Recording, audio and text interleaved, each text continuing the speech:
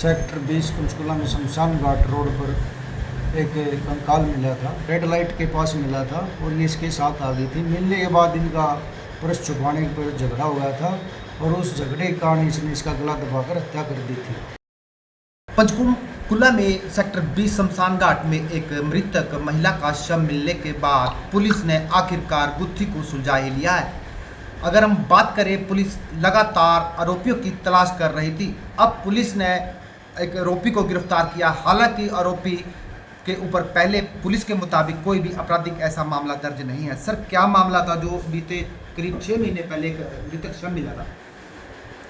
ये करीब नवंबर 2025 की घटना है। सेक्टर 20 पंचकुला में शमशान घाट रोड पर एक कंकाल मिला था, जिसकी हमने पहचान की तो ये लेडीज का कंकाल था।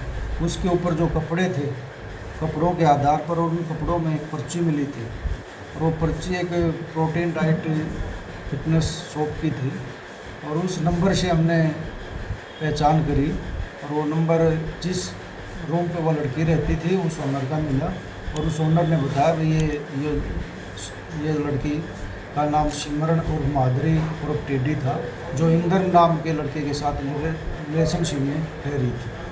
तो जो मर्डर मामले की गुत्थी को आकर सुलझाया, एक 3 आरोपी जो उनके साथ 3 और लोग थे, जैसे कि आपने बताया कि 2 के साथ लिविंग लिस्ट में रह रही थी और एक ये जो आरोपी वारदात को अंजाम देकर कहाँ छुपा हुआ था ये आरोपी? ये जो आरोपी मनोज पाल था, ये सेक्टर 5 पंचकुला में इलेक्ट्रिक बस का मैकेनिक का काम करता था और जो यहाँ आशियाना सेक्टर 20 में रहता था। और जिस रात ये माधुरी और टीडी से मिला था, ये जीरकपुर रेड लाइट के पास मिला था और ये इसके साथ आ गई थी। मिलने के बाद इनका पर्स छुपाने पर झगड़ा हो गया था और उस झगड़े के कारण इसने इसका गला दबाकर हत्या कर दी थी। उसके बाद ये अपना सेक्टर 20 पंचकुला को छोड़कर चला गया था। ये मूल रूप से पीछे गोंडा का रहने वाला है, उत्तर प्रदेश से। उसके बाद ये अपने सूरत गुजरात चला गया था और वहाँ भी किसी मैकेनिक की तरह ही अपने किसी फैक्ट्री में काम कर रहा था। वहाँ से हमने इसकी लोकेशन लेने पर इसकी पहचान करके इसकी पूरी डिटेल जुटाकर हमारी टीम वहाँ पे सूरत गुजरात गई और वहीं से इसको पकड़ के ले आए। अच्छा, जो कंकाल मिला था, हालांकि वो काफ़ी खबरें भी प्रकाशित हुई थी चैनलों के माध्यम से, अखबारों के माध्यम से।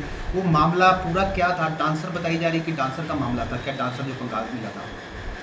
ये माधुरी और टिड्डी वैसे तो मूल रूप से राजस्थान की रहने वाली थी और यहाँ इसके माता पिता एक्सपायर हो गए थे। इसकी जान पहचान इंद्र नाम के युवक से हो गई थी, उसके साथ ये रह रही थी।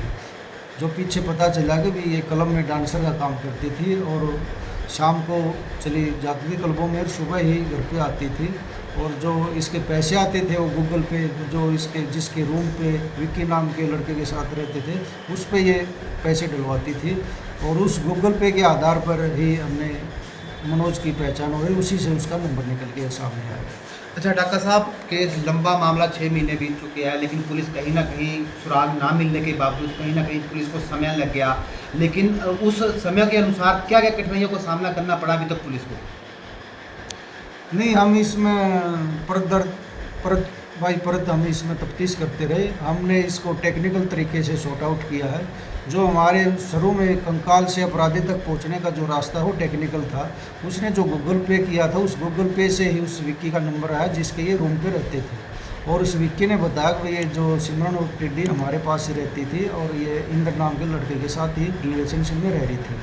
उसके आधार पर विक्की नाम के लड़के ने इसको एफआईआर दर्ज करवाई थी और उसके बयान पर हमने एफआईआर दर्ज करके आगे की तफ्तीश शुरू की। हालांकि इंदर का भी नाम चर्चाओं में आ रहा था। क्या इंदर ने पुलिस को अपना पक्ष रखा कि क्या मामला था, क्या है, किस बात को लेकर विवाद हुआ, या वो भी इस चीज़ का किसी न कहीं पुलिस पे अपना दर्ज करवाना चाहते हैं? इंदर के साथ तो ये अपने जीरकपुर में रहती थी और इंदर का जो हत्या में इसका कोई मतलब रोल नहीं है और इंदर के साथ ये क्लबों में जाती थी। इंदर इसको शाम को छोड़ देता था, सुबह ही अपने आप आ जाती थी। जिस रात को गई थी सुबह नहीं आने पर इंदर ने इसको काफ़ी तलाश किया और जीरकपुर थाने में भी सूचना दी, पर लेकिन इंदर को कोई सुराग नहीं मिला। उसके 2 भी कंकाल मिला और कपड़ों के आधार पर हमने कपड़े देखा, उसके आधार पर भी इसकी पहचान हुई थी। सूचना इंदर ने पंचकुला पुलिस को भी इंदर ने दी और अगर बात करें पंजाब पुलिस को भी इंदर ने दी थी? नहीं, इंदर ने इसकी तलाश अपना जीरकपुर ढकोली थाने में की थी। ये पंचकुला नहीं आया था। पंचकुला तो हमने उस जो उसके कपड़ों में पर्ची मिली थी और उसमें जो नंबर मिला था उसके आधार पर हम उन तक पहुंचे थे और उसी आधार पर हमको बुलाकर कपड़ों से इनकी पहचान करवाई थी। तो देख सकते हैं कहीं ना कहीं अगर पुलिस चाहे तो आरोपी बिल्कुल भी बच नहीं सकता। हालांकि पुलिस अगर देगा लंबा समय लग गया, लेकिन कहीं ना कहीं ना सुराग मिलने के बावजूद भी पुलिस ने उस आरोपी को सलाखों के भेजने में कोई कसर नहीं छोड़ी। अपने सहयोगी के साथ पंजाब केसरी कुलदीप सैनी, पंचकूला।